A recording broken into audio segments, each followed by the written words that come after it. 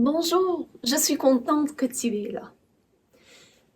Dis-moi, pourquoi est-ce qu'on doit adorer Dieu?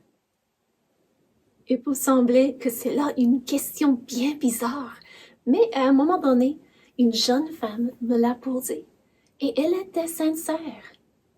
Parce que je ne savais pas du tout comment y répondre. Je lui ai demandé d'expliquer ce qu'elle voulait dire. Eh bien, je ne t'adore pas toi, ce ne serait pas bien. Et je n'adore pas les autres personnes. Donc, pourquoi est-ce qu'on doit adorer Dieu? J'ai réfléchi, puis j'ai répondu. Dieu n'est pas comme nous. Il est parfait et saint. Donc, par sa nature, il mérite d'être adoré. Elle semblait ne pas être convaincue. Puis j'ai dit, dis-moi, il y a sur ce trottoir plein de fourmis. Si je mets le pied sur une fourmi et elle meurt, est-ce que moi j'ai commis un meurtre? Non, a-t-elle répondu, ce n'est qu'une fourmi. Mais pourquoi est-ce que ce n'est pas un meurtre? J'ai demandé. Après tout, je l'ai tué. Mais ce n'est pas un meurtre parce que c'est tout simplement un petit insecte et c'est tout. Ah, donc parce que sa nature est différente que la mienne, ce ne serait pas un meurtre. Parce que la différence entre une fourmi et un être humain est tellement grande. Pense-y, s'il y a tellement de différences entre nous et les insectes, pense à combien il y a de différences entre nous, les êtres humains, et Dieu. Il est tellement plus grand que nous, plus puissant. C'est lui notre Créateur, et c'est pour ça qu'il mérite notre adoration. La jeune femme semblait comprendre, et j'étais toute contente de savoir qu'elle se sentait à l'aise pour poser sa question. C'est vrai que Dieu est digne de notre adoration. Pourquoi? Parce qu'il est saint et parfait, juste et plein de miséricorde. Il est notre Créateur et il nous aime. Toutes les autres choses ne sont pas dignes d'adoration parce qu'elles sont limitées et imparfaites. Tout ce qui existe a été créé sauf Dieu. Il a toujours été et il sera pour toujours. Pourquoi est-ce que nous parlons du fait que Dieu est digne de notre adoration? C'est que, en tant qu'être humain, nous avons tous tendance de vouloir adorer d'autres choses. Nous cherchons à satisfaire à nos besoins et à nos désirs en regardant à une autre chose que Dieu. Comme par exemple, il y a des personnes qui adorent l'argent. Elles en font un idole. Et pourquoi? Parce que peut-être c'est parce qu'elles pensent qu'en possédant assez d'argent, elles seront à l'abri de la pénurie, qu'elles auront du pouvoir pour se procurer de la sécurité et qu'elles pourront ainsi protéger ceux qu'elles aiment. Mais il y a un problème. Est-ce que la possession de beaucoup d'argent peut empêcher une personne de mourir? Non. L'argent est insuffisant pour nous protéger de la mort. Ce n'est pas mauvais d'avoir de l'argent, mais nous ne devons pas en faire un idole. En fin de compte, le désir d'adorer quelque chose d'autre que Dieu remonte au temps quand Adam et Ève ont péché contre Dieu. Satan leur avait dit que s'ils prenaient du fruit de l'arbre de la connaissance du bien et du mal, ils seraient comme Dieu, connaissant le bien et le mal.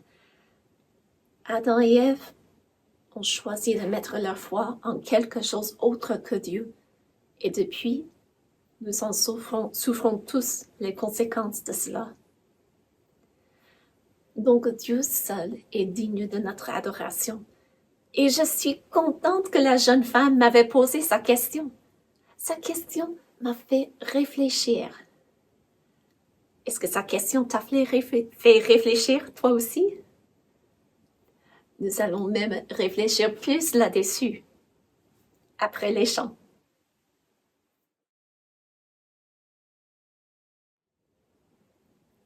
Salut!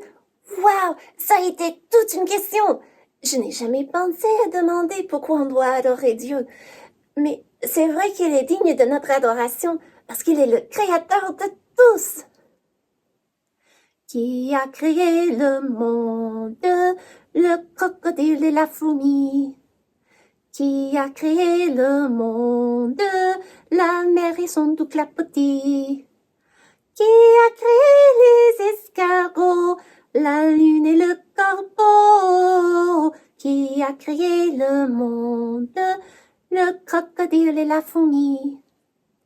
Qui a fait les montagnes, le pic, le roc et le volcan?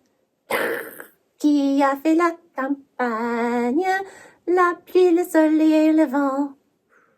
La poire, la pomme et le raisin, le chêne et le sapin? Qui a fait les montagnes, le pic, le roc et le volcan?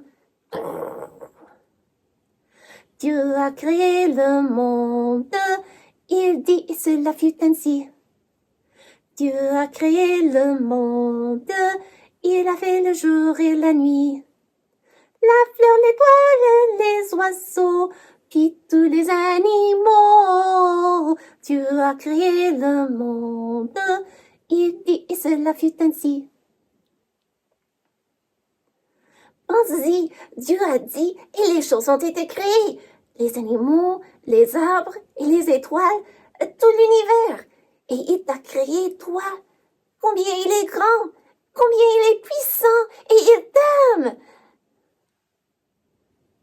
Dieu est bon, Dieu est grand, il est fort, il est puissant, c'est lui notre créateur.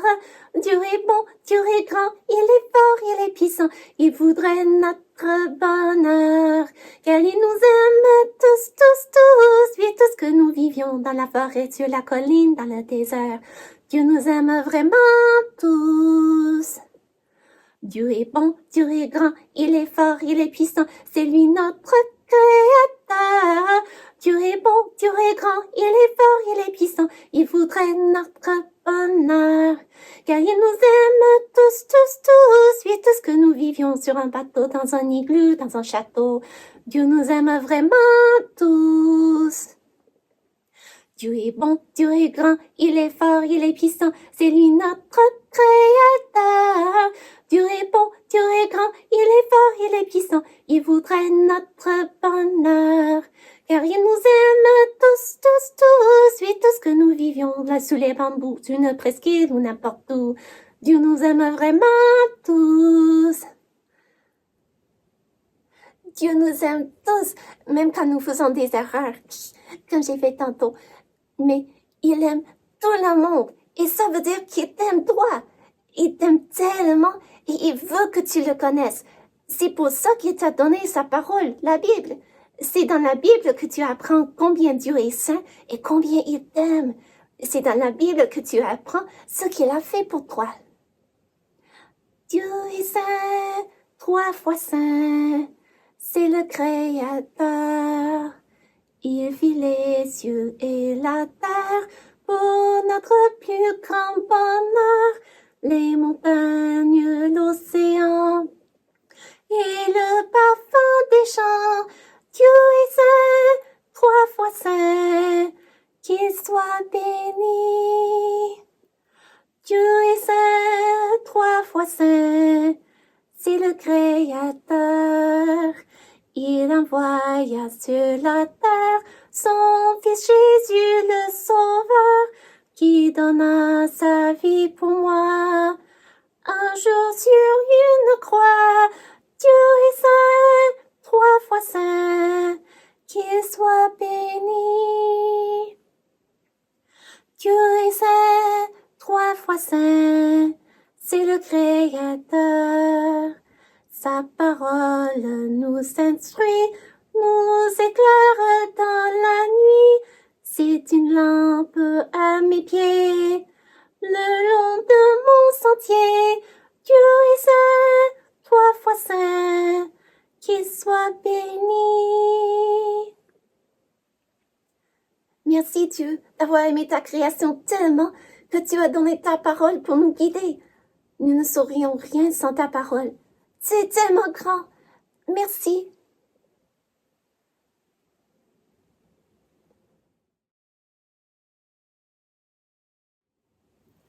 Est-ce que tu te rappelles de la question de la jeune femme? Elle voulait savoir pourquoi on doit adorer Dieu. Et c'est quoi la réponse? Dieu est digne de notre adoration parce qu'il est notre Créateur. Il nous a créés. Il est tellement plus grand que nous. Mais souvent, nous avons tendance de chercher à remplacer Dieu par une autre chose. Ce qu'on met à la place de Dieu, c'est un idole. Pour certains, ils font une sculpture en métal ou en bois et en font un idole. Pour d'autres, ils mettent leur confiance dans un objet, comme l'argent ou dans quelque chose d'immatériel, comme avoir de la popularité ou comme avoir une relation quelconque. Mais ils cherchent à mettre leur confiance et leur adoration en une autre chose que Dieu, notre Créateur. Regardons aujourd'hui dans la Bible pour apprendre de l'exemple de ceux qui avaient adoré des idoles au lieu d'adorer le seul vrai Dieu. Si tu as ta Bible avec toi, tu peux l'ouvrir au livre d'Ésaïe, au chapitre 2. Avant d'être trop sévère envers ces personnes, rappelons-nous que nous sommes tous nés sous la malédiction du péché et que nous avons tous tendance d'adorer une autre chose que Dieu. Nous ne sommes pas meilleurs qu'eux, mais nous pouvons apprendre de leurs mauvais exemples. Nous n'allons pas lire tous les versets aujourd'hui, mais nous allons souligner quelques extraits. Donc, les premiers versets, les versets 6 à 8, parlent de l'état du peuple. Ils ont la prospérité physique, mais ils sont corrompus dans leur choix et leur pays est rempli d'idoles. Puis au verset 9 et 10, Dieu parle du fait que le peuple sera abaissé, les petits et les grands. Mais pourquoi? Le verset 11 nous donne un indice. Au verset 11 du chapitre 2, l'homme au regard hautain sera abaissé et l'orgueilleux sera humilié. L'Éternel seul sera élevé ce jour-là. D'abord, le peuple mentionné ici n'élevait pas Dieu. Ils adoraient d'autres choses. Puis c'était un peuple rempli d'orgueil. Aimes-tu les personnes orgueilleuses qui ont le regard hautain comme meilleur que toi? Non? Mais pourquoi? Peut-être c'est parce que nous savons que les autres sont comme nous, imparfaits. Pourquoi est-ce qu'on se penserait mieux que nous? Mais ne soyons pas trop sévères. Nous avons tous tendance d'avoir des pensées élevées de notre propre caractère ou de notre propre valeur. Nous aimons penser que nous avons raison de nous élever dans notre opinion. Et c'est exactement ce que faisait ce peuple autrefois. Ils ont fait comme nous. Dieu dit à ce peuple qu'à la fin du temps, il y aura un jugement qui s'appelle le jour de l'Éternel. Et écoute ce que Dieu nous dit va arriver au jour de l'Éternel. Au verset 12. Car il y a un jour pour l'Éternel des armées, contre tout homme orgueilleux et hautain, contre quiconque s'élève, afin qu'il soit abaissé. Encore Dieu parle des orgueilleux et des hautains. Il dit que de telles personnes seront abaissées. Et au verset 15, il dit que ce jour sera, ce sera un jour contre toutes les hautes tours et contre toutes les murailles fortifiées.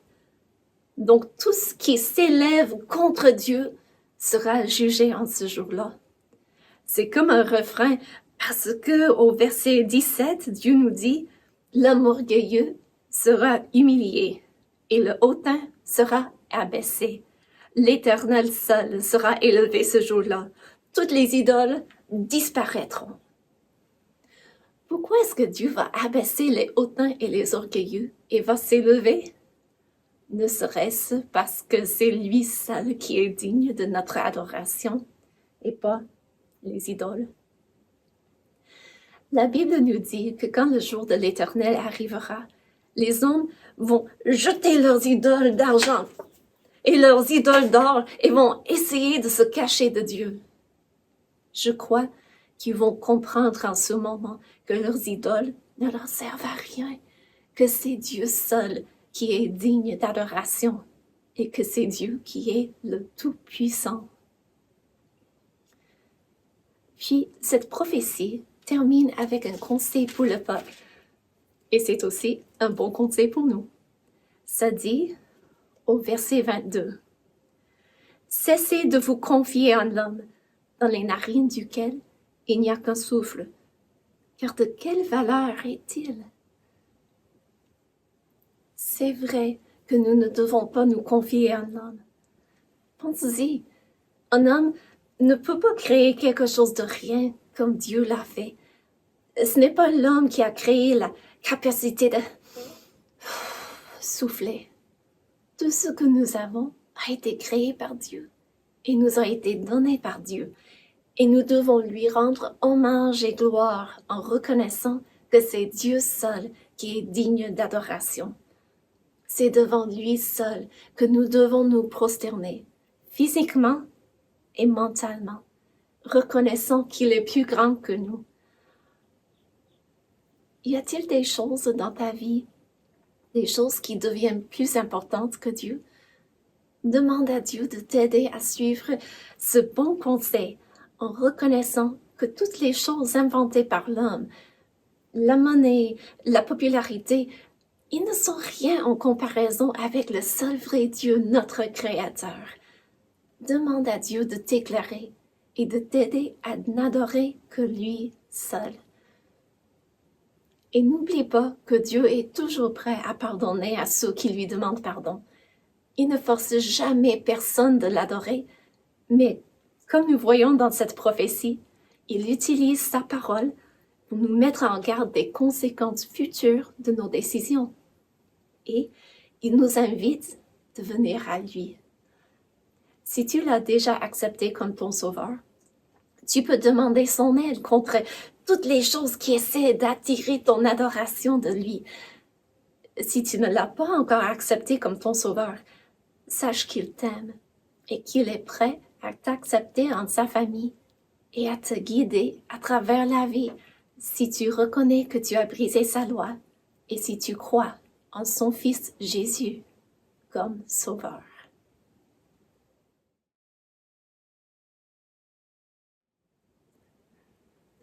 Wow! Cette prophétie donne beaucoup à réfléchir. Je veux dire que c'est difficile. Pas difficile, non. Ça fait travailler mon cerveau? Non, ce n'est pas ça ce que je veux dire. C'est un sujet chargé, c'est ça. Mais même si ça fait réfléchir, et ce n'est pas toujours facile pour un petit ourson comme moi à comprendre, une chose est claire pour moi, et c'est que Dieu est prêt à pardonner à tous ceux qui viennent à lui. C'est comme c'est dit dans notre verset. Viens! Isaïe 1,18. Venez et plaidons, dit l'Éternel. Si vos péchés sont comme le cramoisi, ils deviendront blancs comme la neige. S'ils sont rouges comme la pourpre, ils deviendront comme la laine. Isaïe 1,18. C'est bien de savoir que Dieu est prêt à pardonner à tous ceux qui viennent à lui. Quand je pense à cela, oh, je suis émerveillée. C'est merveilleux. Et je sais que quand Madame la monitrice y pense, elle baisse la tête et elle adore Dieu le Seigneur.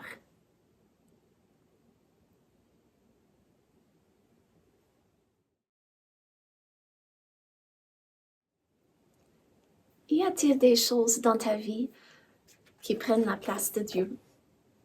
Ce n'est pas tout le monde qui adore un idole sculpté de métal, mais y a-t-il quelque chose dans ta vie qui prend la place de Dieu? Ça peut être un désir d'être populaire. Je pense que tout le monde aime l'idée d'être populaire, mais est-ce que nous sommes prêts à mentir ou à faire du mal aux autres pour avoir de la popularité? Est-ce que nous essayons de nous élever aux yeux d'autres? Et sommes-nous prêts à ne pas élever Dieu? Je dis nous, parce que nous avons tous tendance de nous élever et de mettre des choses à la place de Dieu. C'est seulement par la grâce de Dieu que nous apprenons de sa parole comment adorer Dieu et comment identifier ce que nous avons mis à sa place comme idole. Tu sais quoi? Ce serait bien de prendre un moment aujourd'hui, un moment éloigné des distractions, pour demander à Dieu si nous avons quelque chose qui est devenu un idole dans notre vie. Prions qu'il nous montre les idoles et qu'il nous aide à nous en défaire. Et rappelons-nous du fait que Dieu est grand, le Tout-Puissant, notre Créateur, qui est digne de notre adoration. Apocalypse 4:11 dit, « Tu es digne, notre Seigneur et notre Dieu, de recevoir la gloire et l'honneur et la puissance, car tu as créé toutes choses, et c'est par ta volonté qu'elles existent et qu'elles ont été créées. » Prenons du réconfort dans le fait que Dieu, notre Créateur, est digne de notre adoration. Merci d'être là, et Dieu voulant, à la prochaine!